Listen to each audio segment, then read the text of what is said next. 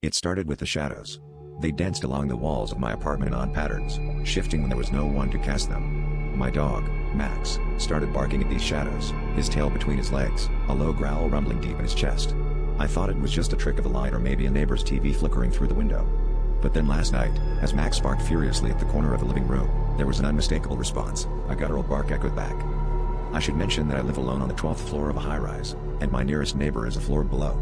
The sound of that bark, so familiar yet so foreign, sent a chill down my spine. Max whimpered, retreating to my side, his ears flat against his head. I tried to laugh it off, convince myself it was the wind or a bizarre auditory illusion, but the memory of that bark lingered, gnawing at the edges of my sanity.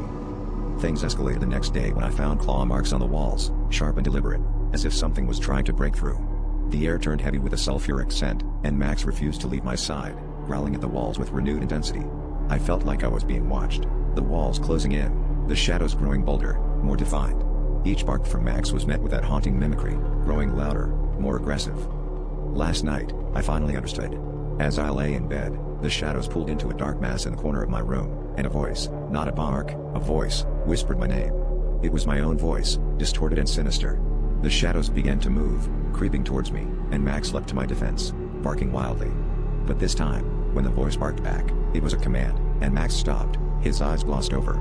I realized then that the shadows weren't just in the walls, they were inside me, and they were calling something home.